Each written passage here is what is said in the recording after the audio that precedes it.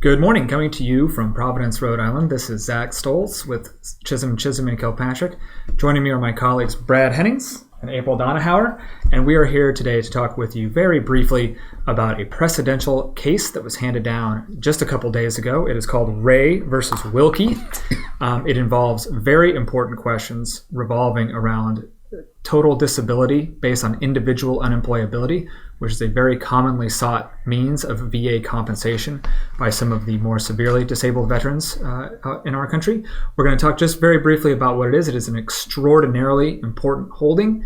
The court has articulated a new interpretation of the way the regulation that pertains to TDIU reads. It has provided some clarity to the Department of Veterans Affairs, and we're going to kind of walk through a little bit of what it means. Again, this decision just came out a couple days ago, so bear with us. We don't have it entirely expertly, down to a science of how this is going to play out in real life, because it hasn't yet, but it will in the coming weeks and months and years. So we'll talk a little bit about it today. You will also be able to read this decision at cck-law.com. There is a link to the oral argument there. It was done by a partner in this firm, Barbara Cook. This is a CCK case, and it was done in our partnership with the Disabled American Veterans at the Court of Appeals for Veterans Claims. So with that, let's get into what the case was all about. Basically, for years, the Department of Veterans Affairs has not fully defined the language of the regulation, which says that a veteran is entitled to a 100% rating, essentially a total disability rating, if he or she is unable to secure or follow a substantially gainful occupation. Not necessarily sure what all those words mean together, and so I'll read to you briefly from what the Court of Appeals for Veterans Claims recently said about it. Judge Allen writing the majority decision in the case, and then April, who handled the case in the pleading stage for our firm, is going to talk a little bit about what she was doing in that process, and Brad is going to talk a little bit about kind of the practical effects and what the court really articulated as the standard. So to set up the issue, here is what the court wrote. The language of section 4.16b, that is the regulatory section that deals with total disability based on individual unemployability, is ambiguous. The regulation instructs that all veterans who are unable to secure and follow a substantially gainful occupation because of their service-connected disabilities will be rated totally disabled without defining what either a substantially gainful occupation is or what it means to be unable to secure and follow such an occupation. Section 4.16a, which is another part of the regulation, provides that substantially gainful employment is employment that is not marginal, with marginal defined as employment producing an annual income below the federal poverty threshold for one person. That's a lot of words, and so we'll get into what that means practically for human beings that are seeking this disability compensation.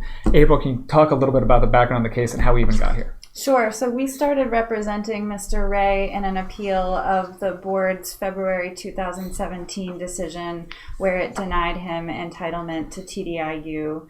The board found that Mr. Ray's service-connected disabilities precluded physical employment, so that piece of it was out of the picture from the board's finding. But it did find that sedentary work was consistent with his education and training, and also said that he could physically do that kind of work if it involved no physical activity and if he could alternate between sitting and standing. So just a little bit of background on Mr. Ray. He had a high school education and one semester of college. He worked until September 2004. Mostly in construction, on an oil rig, etc. Once his service-connected disabilities physically precluded that kind of work, he did obtain some training in typing, other office skills, but the record that the board had was unclear at best as to what his level of success in gaining those additional skills were. So one thing leads to another, and we get to this board decision that says that he can do substantially gainful work that's consistent both with his physical limitations and with his skills background. And so then CCK stepped in and appealed. And what did the court tell us about substantially gainful occupations? What they really did was they broke it down into something that's a little bit easier for everyone to understand and to follow, which is great. We're always looking for guidance. We're looking for tests and rules so that everyone knows the rules of the road.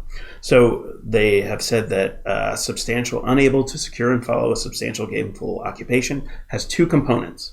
One is an economic component and one is a non-economic component.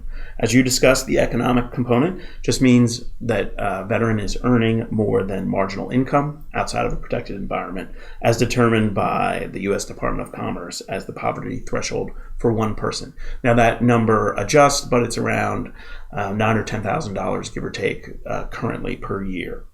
Now, for the big issue in this case was what they call the non-economic component, which is how do you actually determine whether a veteran can work? So putting aside the economic piece, what is it that we need to look to determine whether a veteran can actually secure and follow a substantial gainful occupation? And so what they said was they're providing some guidance by looking at the following factors. And they cited both to their own case law as well as Social Security regulations and their other Social Security regulations, their own case law, and the parties' arguments. So they said attention must be given to the veteran's history, education, skill, and training, which is uncontroversial. That's typically what the Court of Appeals for Veterans Claims has always said needs to be looked at. And VA agrees because it's in the regulation.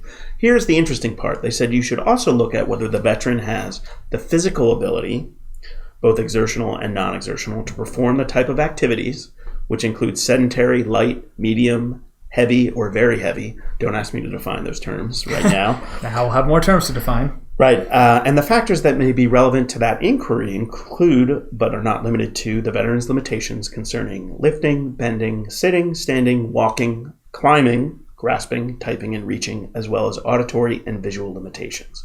Now, again, these are factors that often come up in Social Security determinations because they're doing something very similar about whether individuals can work on the Social Security system. So that's the physical piece, and then there's a mental piece to this determination. And those factors include, but are not limited to, the veteran's limitations involving memory, concentration, ability to adapt to change, handle workplace stress, which is very important for our psychiatrically challenged veterans, get along with coworkers, and demonstrate reliability and productivity.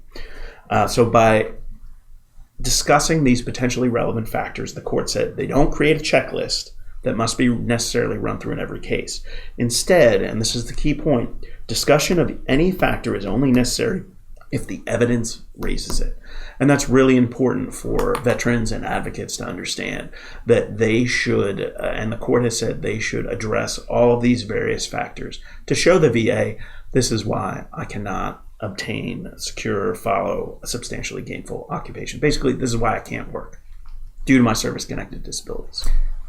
The bottom line after all of that, and the decision is really quite long, it's over 20 pages long, but the main takeaway, at least for me so far, and I'll ask my two colleagues to chime in if they think anything different, is for over 30 years now, VA has kind of gotten away and has asked with some reasoning to get away with just saying, look, we know when a veteran is totally unemployable, kind of when we see it.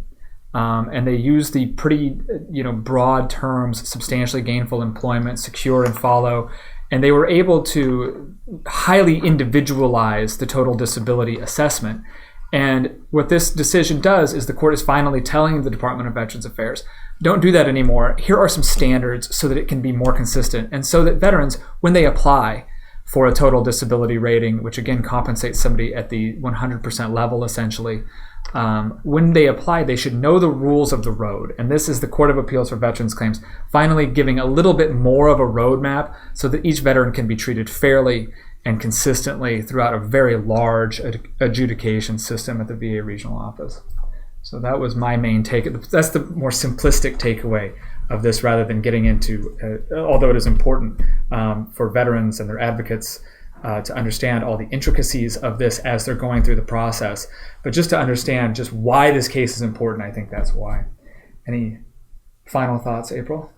I would agree. I think the court laid out really clearly the history of all of the opportunities it had given to VA to define this term, and ultimately said that we can't review any given board decision if we don't know the meaning of the term that's being applied here. And so the time has come to put some meaning on that term so that we can apply that to any given board decision and see whether it correctly determined that a given veteran did or did not meet that standard. As a former adjudicator at VA, as a former veterans law judge, I think it's a wonderful decision because it no longer hides the ball for everybody. It no longer hides it from veterans, and it doesn't hide it from the adjudicators. It was something I always struggled with. How do I adequately assess a veteran's ability to work? And this provides a roadmap for things to look at. And I think that the more transparent we can be and the clearer we can be in these rules and roadmaps, the better for everyone. We're very hopeful that this was a very good day for veterans across the country. We believe it will be. We believe the court has given a lot of good guidance that will help both the Department of Veterans Affairs and veterans go down the road of achieving the benefits to which they are entitled and that they deserve. Thank you very much for joining us today from Providence, Rhode Island. This is Zach Stoltz, Brad Hennings, and April Donahauer.